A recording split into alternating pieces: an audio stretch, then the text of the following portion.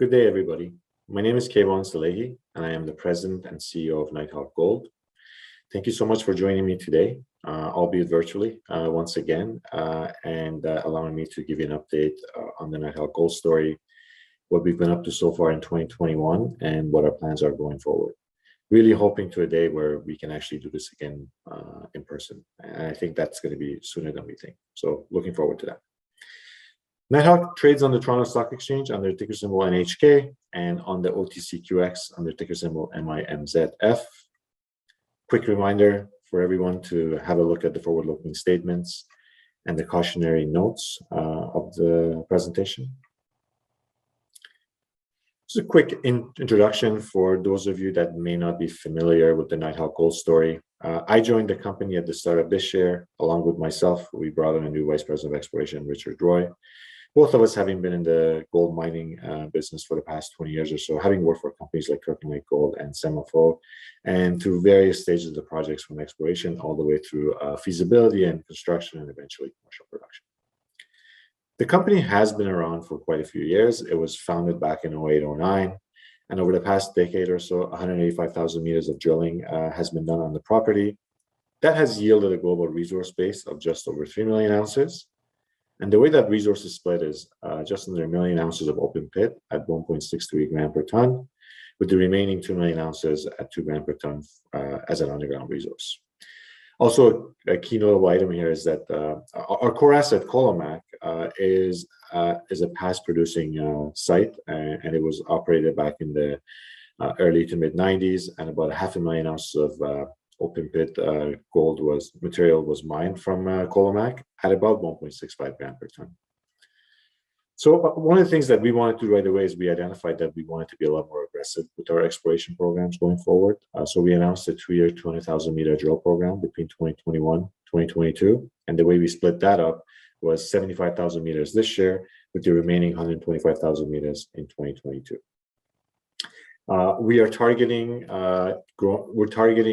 near surface open pit resources with that 200,000 meters of drilling primarily.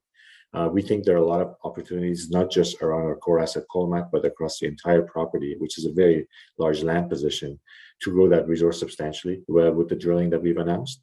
And we think 2.5 million ounces of in-pit resources at an average grade of 2 gram per ton is very realistic for us with these targets.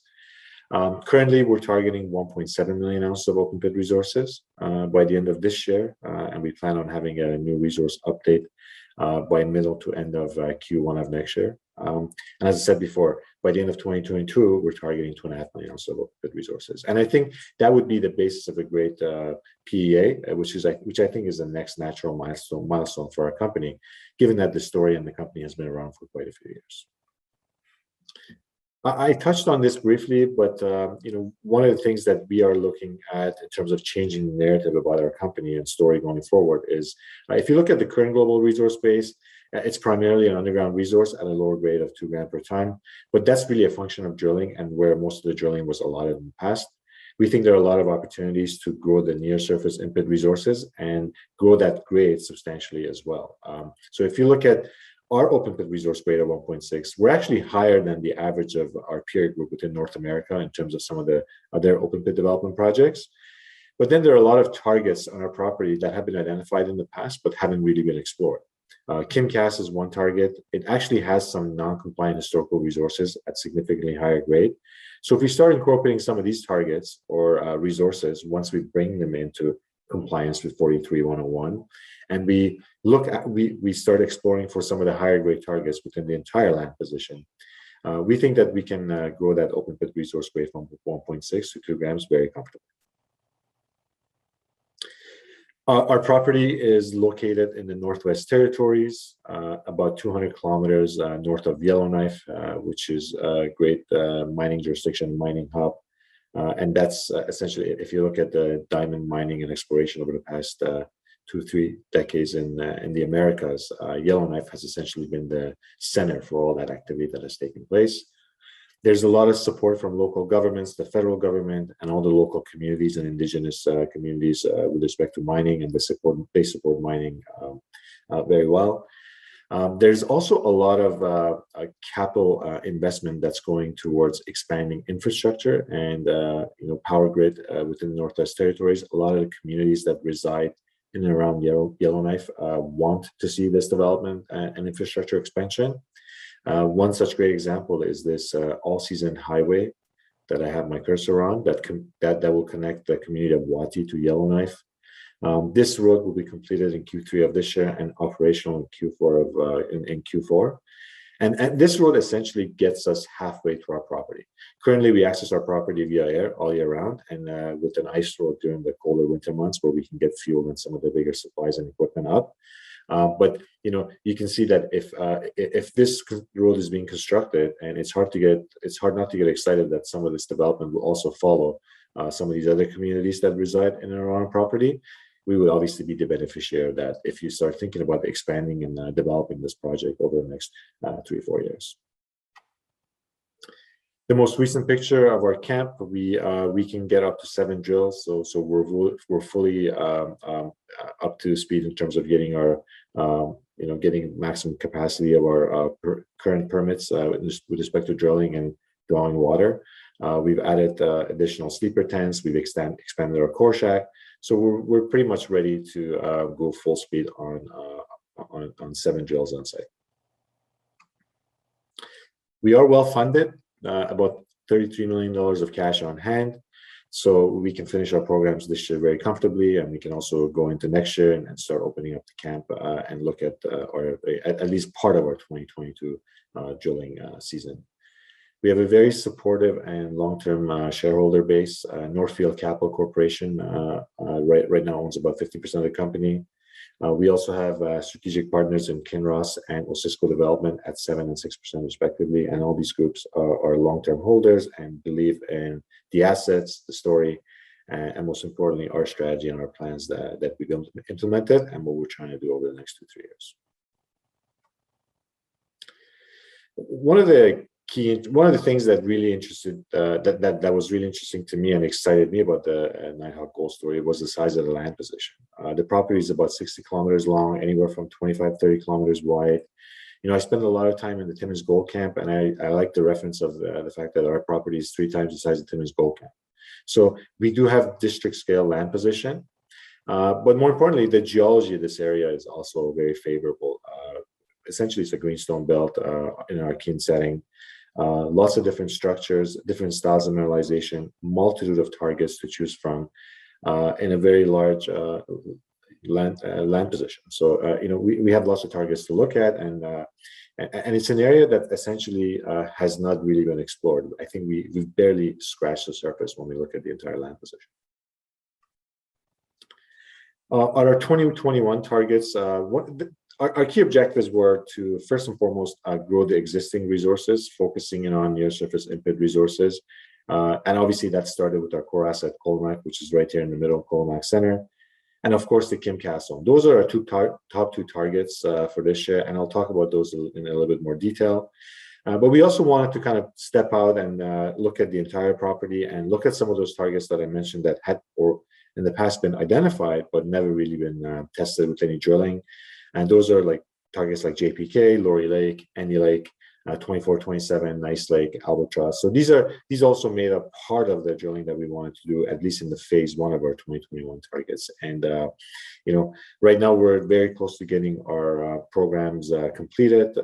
We will probably finish the year with about 70 to 72,000 meters of drilling before we close the camp for the winter season. And we're still waiting for a lot of results to come back, but we're very comfortable with the work that's been done this year, and we believe that we'll have a very good end to the year in 2021. This is just a snapshot of some of the results that we published to date on our core asset Colomac Center, which consists of number of targets like Grizzly Bear, Goldcrest, 2427, and of course the main trend at Colomac, which hosts majority of the resources that currently sits on our books. I can tell you that we've been very successful with the results. It's essentially been above our expectations within the Colomac Center. For instance, 2427, this is an area that we've essentially doubled the strike length of the existing resource, and we still haven't, and we still continue to grow it both to the north and south of this south of this target. Goldcrest has also been a very exciting and a target for us, not just with along strike and near surface mineralization, but also at depth. We've encountered some really interesting mineralization at depth underneath Goldcrest. That's one interesting thing about not just Colomac Center, but most of the targets that we explore on our properties. This year we focused on in-pit near surface resources, but primarily most of these targets start at surface or very close to surface, and nothing suggests that they stop at depth. So the underground part of not just Colomac Center or these targets, but a lot of the targets that we're looking at on the entire property will become part of our story in 2022 and beyond. And I also talked about the Kim Cast Zone. The Cast Zone, this is another important target for us. This is where we think we can add a lot of near surface, higher grade open pit resources.